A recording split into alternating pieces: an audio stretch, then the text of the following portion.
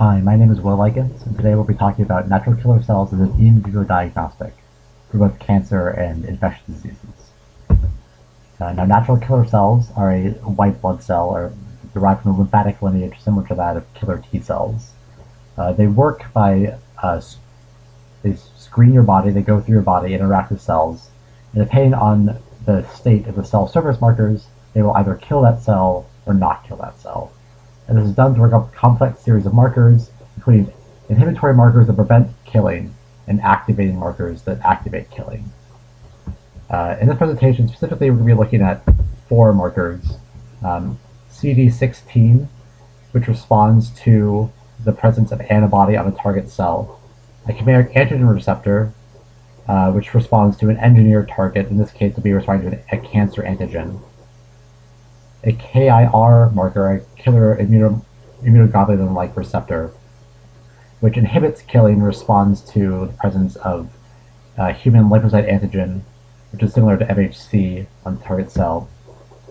And then natural killer cell protein 44, which responds to the presence of flu hemagglutinin on a target cell. These can be engineered to give a desired response. In this case, CD16 will give you an activating response, and the rest will be giving an inhibitory response.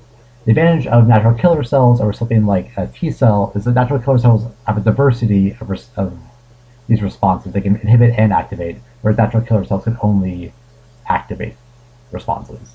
This allows for natural killer cells to have more complex signaling and more complex circuitry potentially. And we're taking advantage of that complexity. The goal of this project is to develop an in vivo diagnostic. So in vivo diagnostics would be something you would inject, you would remove the cell to the patient, you would engineer them with these circuits we're going to talk about, you would introduce them again to the patient, and then after a certain amount of time you'd be able to extract them and tell what's going on inside the patient. Because of the complexity of their circuitry, we can respond to a few different things. So the first we're going to have things we're going to have these cells respond to is the presence of infection, specifically an influenza infection. And so with this circuit, the cells are going to be able to detect the presence of hemagglutinin on a cell, which would happen if you were infected with influenza. There's two ranges of this infection. You either have hemagglutinin and not HLA, which is a signal of a more intense infection, a more severe infection, or you can have hemagglutinin and HLA, which is a signal of a less intense infection. And so this circuit is able to differentiate between the two of them. So it'll either produce signal 1 if both hemagglutinin and HLA are present, so a less intense infection, or if just hemagglutinin is present, it'll just trigger signal 2. This is done through toggle switch motifs, which use negative feedback to inhibit another target. And when you add an inhibitory inducer, you're able to get switching between targets, which is what we have here. So in this case, we're able to get either maintain signal 1 or signal 2, which will indicate different kinds of infection. We're also looking at cancer detection. And so these chimeric antigen receptors have been engineered to respond to a number of different cancer antigens, which are of interest, and it can be pretty much anything you want. Similarly, with the CD16 antibody target, it can be any antibody, to be engineered very easily. What this circuit does, it tells us if the cancer cell detected, so a cancer cell in this case is defined as a cell that displays both the chimeric antigen receptor ligand and does not display HLA, which is common for cancers to not display HLA. So that's how a cancer cell is defined. And additionally, we can look for cancer cell populations that are both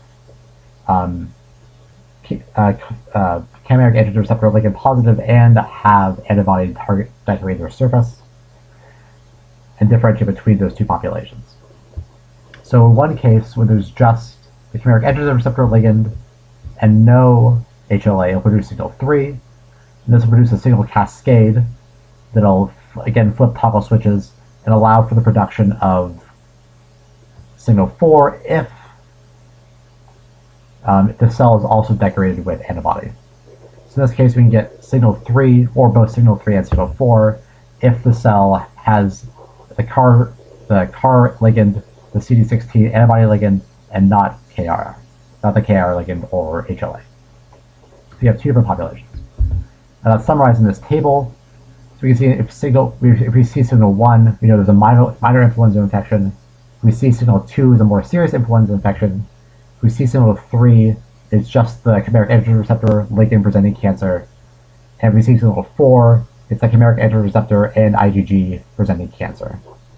So this way we're actually able to get a lot of different modalities, a lot of different sensing possibilities just from a few different cell types. A few different receptor types, which is really cool. It's also summarized in this truth table using binary outputs to give steady state responses, which is similar to the previous table. This is executed using Hill coefficients and Hill-like equations, which are summarized here. And equation 1 is an inhibitory-like equation or repressor equation. So we see that there's some repressor at concentration R with a binding coefficient, a dissociation constant Kr, with some cooperativity or number of molecules Nr. And so as R increases, dPdt decreases, the amount of protein be produced decreases, and when R is very large, dPdt is 0. And then in equation 2, we have an activating like motif. We can see that as A gets very, very large, dPdt increases to its maximum, which is the rate of translation, kTxm. So using these equations and linear combinations, as well as other first-order reactions, we're able to assemble a very complex set of equations that describes the circuits I showed previously. Using those, I was able to run several models that kind of describe those equations and describe those circuits. So the first situation is the case we have no input. So this is all 5, I forgot to mention, signal 5 is just a marker of cell number. So it's produced at a constant rate using negative feedback. And so it persists at a constant rate throughout time. This allows for us to quantify the number of cells and quantify the relative intensity of the cells, which will tell us on-off states of the other 4 signals. So in the case of no inputs, we see that everything is below the signal 5 level, which we'll define as the noise level, meaning they're all off, which is what we'd expect. If we could look at individual inputs, so looking at from clockwise from the top left, we can see if we just have an input of KAR, so the inputs are occurring at time 100, at 100 seconds, and occur for 1 minute, they go off. So at 100 seconds, we just put a KAR in, nothing happens, as you'd expect. If you add NKp44, as you'd expect, you would see signal 2 indicating a tense influenza infection. If you just put in CD16, nothing happens again. If you just put in the chimeric antigen receptor ligand, you see a very intense signal 3 response. So in most cases, signal 3 is at a non-zero level, but because it is below the signal 5 level, we're able to say it's off. And so far it works out, as close as our circuit's working, produces the correct responses.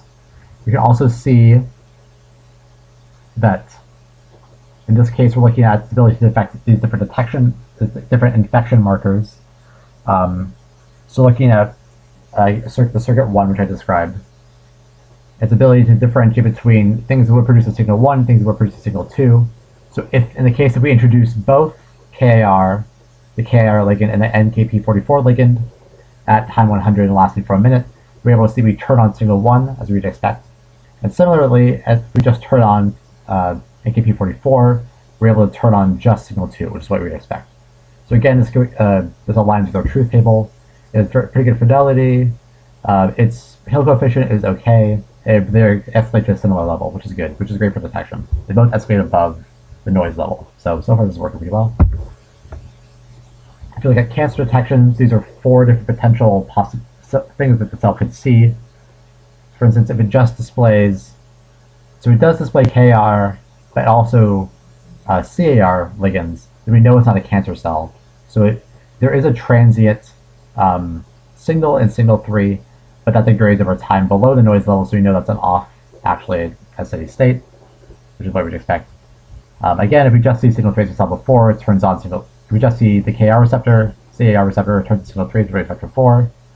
If we just see the KR receptor, the CD16 receptor, IgG, it doesn't turn on because they just be a cell with IgG on it. That's great. If we see both, it turns on both signal 3 and signal 4, which is again what we wanted. So far we're doing really well. So we're able to detect and differentiate between different cancer cells and different infected cells. So far, this is just in a time invariant process, so in a signal invariant process with just one input of signal. So now let's look at what happens when you have multiple inputs of signal. So these are time invariant responses, meaning there's multiple signal inputs. So the first one we're looking at, again, circuit 1, that encounters a cell that is positive for hemagglutinin and also positive for HLA. So we see an increase in signal 1, but then later encounters a cell 100 seconds later that is positive again for hemagglutinin, but then negative for HLA. So we see we're able to switch responses from signal 1 to signal 2, and then signal 2 then persists. So that's great. In signal 3, in the next graph, we're looking at this cancer cell detection circuit. Its ability to first detects a cell that is positive for the CAR ligand, and that persists.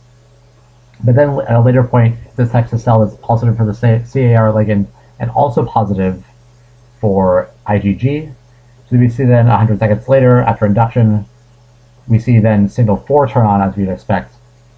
So it's able to detect and quantify these different cell types it detects, and then reports the most clinically relevant cell types it detects. And so, what is potential future work for this system? This system is very highly modular. The detection systems are fairly arbitrary, so you can detect almost whatever you want.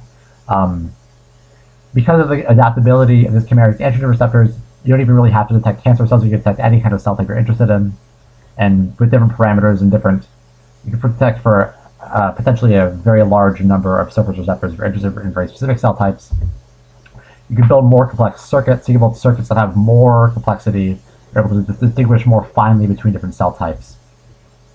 Additionally, we can build more comprehensive models that take into account more cellular parameters like RNA polymerase levels, DNA levels, protein levels, ribosomal levels, to get a more comprehensive understanding of what's going on in the system.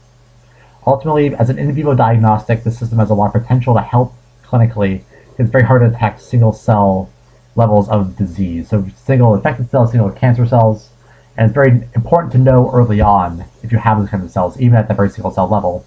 So if you're able to use this as a screening tool, you can screen it, potentially if you add additional sensors, you can screen for a large number of diseases at once. You can then get back and run flow cytometry on extracted cells, and then get really good information about what's going on in the patient. These signals being fluorescent markers, I should have said that. So what that tells us is that this signal is very adaptable, very useful, and we can do a lot with it. So I want to say thank you very much. Have a great night.